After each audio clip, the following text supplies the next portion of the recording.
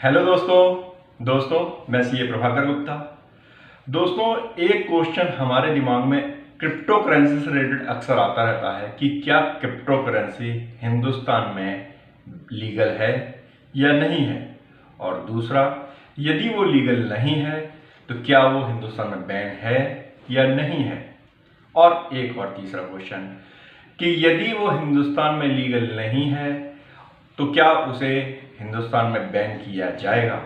तो दोस्तों, आज हम इस वीडियो में बात करेंगे इन्हीं क्वेश्चंस के ऊपर। सबसे पहले हम बात करेंगे कि क्रिप्टो करेंसी हिंदुस्तान में लीगल है या नहीं है। तो दोस्तों, उसके लिए सबसे पहले हमें थोड़ा सा बैकग्राउंड में जाना होगा, क्योंकि कंफ्यूजन कब हुआ। बेसिकली क्रिप्टो करेंसी तो सन 2010 से चल रही है, और जो डाटा अवेलेबल है हिंदुस्तान में उसके अकॉर्डिंग मोर देन 1.5 करोड़ लोग क्रिप्टो करेंसी में इन्वेस्ट इस समय कर चुके हैं। जी हाँ, लगभग 1.5 करोड़ लोगों ने अब तक क्रिप्टो करेंसी में पैसा इन्वेस्ट कर रखा है। थोड़ा या ज्यादा ये अलग बात है, लेकिन कहीं ना कहीं वो क्रिप्टो करेंसी में, और उसमें सबसे ज्यादा जो इन्वेस्टमेंट है वो है बिटकॉइन में। तो दोस्तों, पहला क्वेश्चन ये उठता है कि क्या बिटकॉइन लीगल है। तो दोस्तों, इसके लिए हमने थोड़ा बैकग्राउंड में अगर हम जाएं तो बैकग्राउंड में हमें मालूम पड़ेगा कि मार्च 2018 में रिजर्व बैंक ऑफ इंडिया ने एक सर्कुलर इशू किया, जिसके थ्रू उसने क्रिप्टो करेंसी को बैन कर दिया था। बैन करने का मतलब उसने उसकी ट्रांजैक्शंस पे रोक लगा दी थी। उसने कहा था कि क्रिप्टो करेंसी की ट्रांजैक्शंस, या अगर हम जैसे सिंपल भाषा में बिटकॉइन बोले, क्योंकि हम और आप बिटकॉइन को आसानी से समझ सकते हैं, तो बिटकॉइन की ट्रांजैक्शंस बैंक या बैंकिंग चैनल के थ्रू नहीं हो सकती है।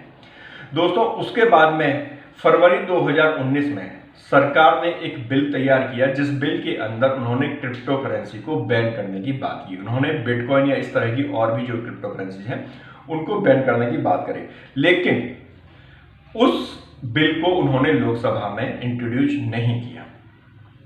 जब आरबीआई ने बैन लगाया था तो उसके बाद में उसके अगेंस्ट में केस फाइल हुआ। केस सुप्रीम कोर्ट में गया। सुप्रीम कोर्ट ने मार्च 2020 के अंदर दोस्तों डिसीजन दिया कि जो आरबीआई ने सर्कुलर इशू किया वो लीगल नहीं है, वो वैलिड नहीं है। इट मींस जो आरबीआई ने बैन लगाया था उसने उस बैन को अपलिफ्ट कर लिया। उसने कहा कि आप बैन नहीं लगा सकते।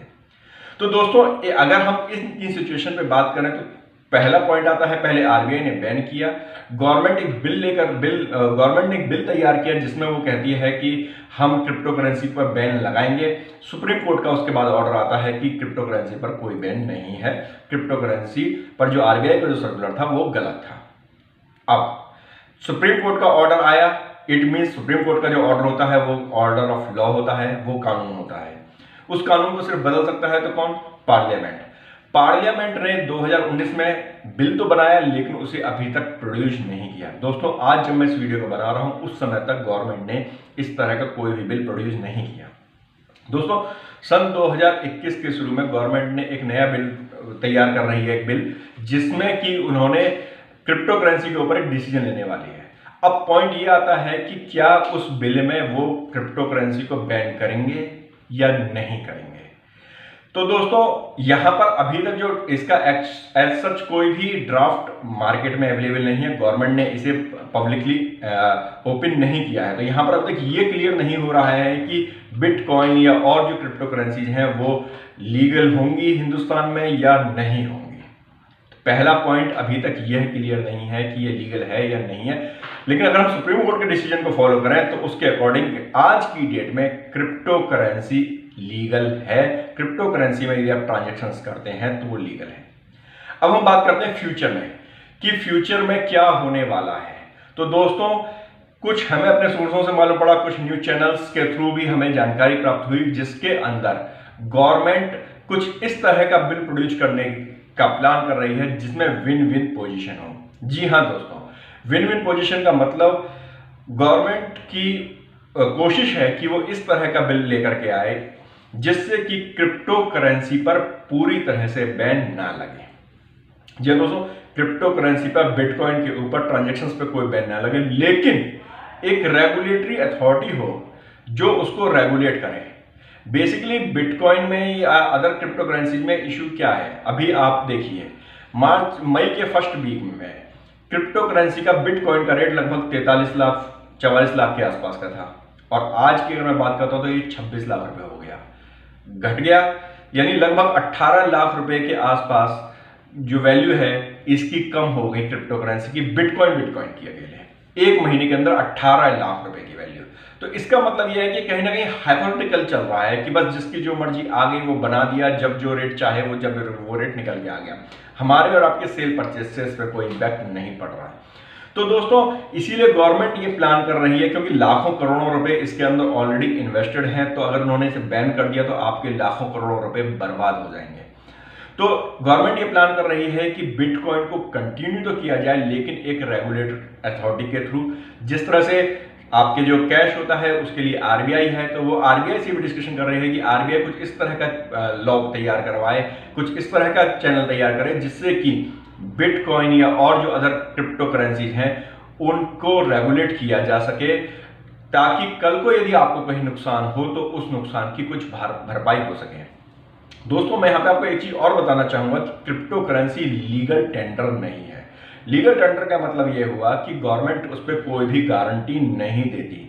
अगर आपकी कल कोई बिटकॉइन की वैल्यू 0 हो जाती है तो आप सरकार से कुछ भी पैसा डिमांड नहीं कर सकते। जी हाँ दोस्तों, जैसे कि आपने देखा होगा कि आप कभी भी एक नोट को देखते हैं तो नोट पे लिखा होता है कि मैं धारक को 100 रुपए का अगर नोट है तो मैं धारक को 100 रुपए अदा करने का वचन देता हूं।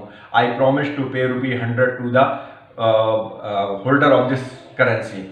तो उसके नीचे आरबीआई के जो चेयरमैन, जो आरबीआई के जो गवर्नर होते हैं उनके साइन होते हैं। तो इसका मतलब ये हुआ कि सरकार ये कहती है कि यदि आप कल को इस नोट को मुझे वापस करोगे तो मैं इसके बदले आपको इतनी ही वैल्यू की दूसरी चीज दूंगा। जैसा कि 100 और जब 500 और 1000 के नोट जब बंद हुए तो सरकार ने कहा था आप 500 1000 रुपए के नोट बैंक में जमा कर दीजिए, आपको दूसरे नोट मिल जाएंगे। लेकिन क्रिप्टो करेंसी में ऐसा कुछ भी नहीं है और मुझे नहीं लगता कि ऐसा कुछ गवर्नमेंट इन फ्यूचर करेगी कि क्रिप्टो करेंसी पे अपनी कोई रिस्पॉन्सिबिलिटी लेगी। तो दोस्तों मेरा यह मानना है कि क्रिप्टो करेंसी एक बहुत हाई रिस्क गेम है, जहां पर की वैल्यू दिसंबर में क्रिप्टो करेंसी की बिटकॉइन की वैल्यू लगभग 15 लाख रुपए की थी, वो अप्रैल तक जाते जाते 45 लाख रुपए के आसपास हो जाती है, वो मई के एंड में आते आते वो 27-28 लाख रुपए जाती है। तो आप देखिए कितना मोटा फ्लक्चुएशन है। और आखिर ऐसा क्या है कि इसके अंदर लोग इतना मोटा इन्वेस्ट करते हैं? इट मीन्स ये एक बबल है जो बस बनाया जा रहा है, और अगर वो किसी दिन फूट गया तो हो सकता है कि आपको वो उस दिन बर्बाद भी करे। तो अगर आप क्रिप्टो करेंसी में इन्वेस्ट करते हैं तो बहुत ध्यान से करें। दोस्तों क्रिप्टो करेंसी के ऊपर क्या टैक्सेबिलिटी बनेगी, क्या उसकी लीगल लायबिलिटी है टैक्स के पॉइंट ऑफ व्यू से, उसके लिए हम सेपरेट वीडियो में बात करेंगे। तो इसलिए आप हमारे चैनल को लाइक कीजिए, शेयर कीजिए, सब्सक्राइब कीजिए। और हाँ, इस वीडियो में यदि आपको कुछ बातें अच्छी लगी हो तो कमेंट जरूर कीजिएगा, बुरी लगी हो तो भी कमेंट कीजिए, जिससे कि हम उन गलतियों को सुधार सकें। ओके दोस्तों, धन्यवाद।